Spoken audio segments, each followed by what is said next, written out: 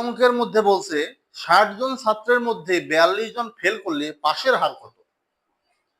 60 জন ছাত্রের মধ্যে 42 জন ফেল করলে পাশের হার কত?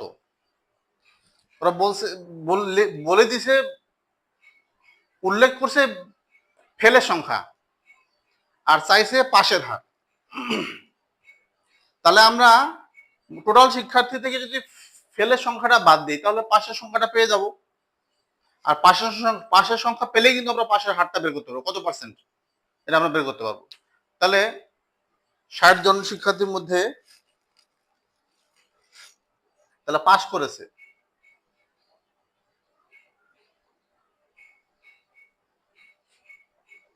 60 বিয়োগ 42,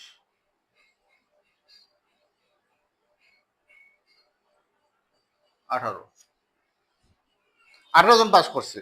ওরা 18 এর শতকরা বের করতে বলছে। পাশের হার কত? পাশের হার মানে কত? শতকরা কতজন পাস করছে?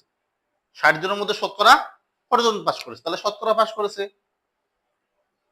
শতকরা পাস করেছে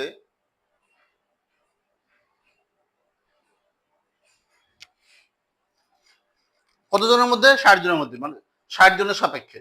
তাহলে 60টা নিচে হবে, যার সাপেক্ষে আমরা বের করব বা যার মধ্যে বের করব সেটা নিচে, আর যার শতকরা বের করব সেটা উপরে।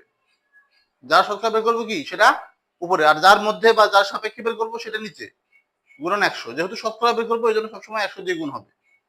তাহলে কি হলো, এই শূন্য এই শূন্য কাটা, 6 দিয়ে 18কে কাটাকাটি করলো, 6 কে 6, 3 6 18, নিচে 1 লিখতে হয় না, 3 10 30 জন, 30% পাস করছে।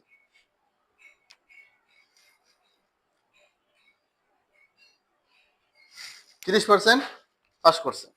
তাহলে আমরা সহজে বুঝে ফেললাম